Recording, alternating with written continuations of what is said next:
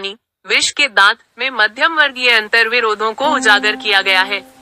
आर्थिक कारणों से मध्य वर्ग के भीतर ही एक ओर सेन साहब जैसे महत्वाकांक्षी तथा सफेदपोशी अपने भीतर लिंग भेद जैसे कुसंस्कार छिपाए हुए हैं, तो दूसरी ओर गिरधर जैसे नौकरी पेशा निम्न मध्य वर्गीय है, जो अनेक तरह के थोपी गई बंदिशों के बीच भी अपने अस्तित्व को बहादुरी एवं साहस के साथ बचाए रखने के लिए संघर्षरत है।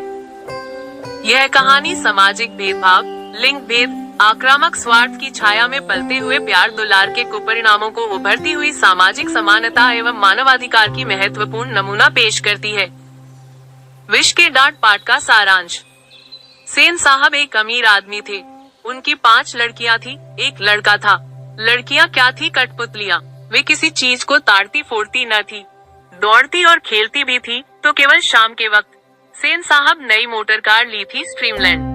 काली चमकती हुई खूबसूरत गाड़ी थी। सेन साहब को उस पर नाज था। एक धब्बा भी न लगने पाए। क्लीनर और शोफर को सेन साहब की सख्त ताकीद थी। चूंकि खोखा सबसे छोटा और सेन साहब के नाउम्मीद बुढ़ापे की आंखों का तारा था, इसलिए मोटर को कोई खतरा था तो खोखा से ही। एक दिन की बात है कि सेन साहब का शोफर एक औरत से उलझ पड़ा। बात यह थी कि उसका 5-6 साल का बच्चा मदन गाड़ी को छूकर डंडा कर रहा था और शोफर ने जब मना किया तो वह उल्टे शोफर से ही उलझ पड़ी।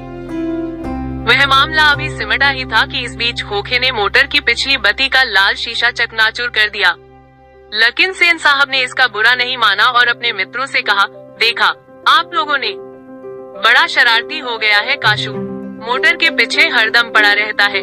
काशू ने मिस्टर सिंह साहब के अगले तथा पिछले पहिया के हवा निकाल दी थी।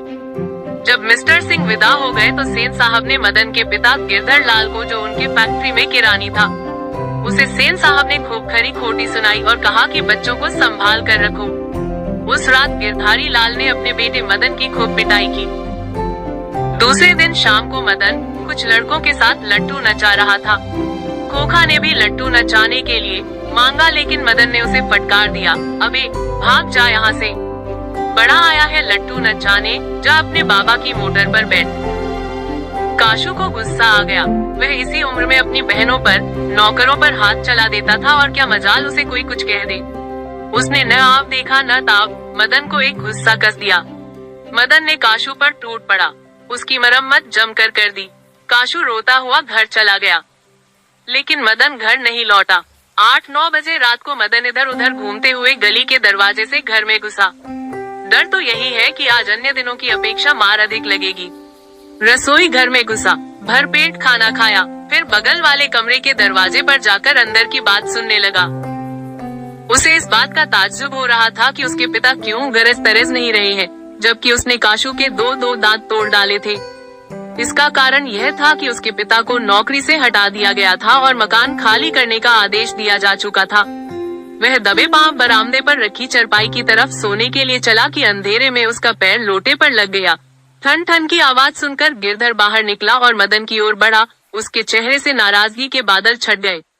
उसने मदन को अपनी गोद में उठाकर बेपरवाही, उल्लास और गर्व के साथ बोल उठा, जो किसी के लिए भी नौकरी से निकाले जाने पर ही मुमकिन हो सकता है, शाबाश बेटा, एक तेरा बाप है और तूने तो खोखा के 2 दांत तोड़ डाले। लेखक के कहने का तात्पर्य है कि कोई व्यक्ति स्वार्थवश ही किसी का अपमान सहन करता है, स्वार्थ रहित ईंट का जवाब पत्थर से देता है। इसी मजबूरी के कारण गिरधर अपने पुत्र को निर्दोष होते हुए भी पीटता था, क्योंकि विष के दांत लगे हुए थे। इसे टूटते ही धुतकार प्यार में बदल जाता है।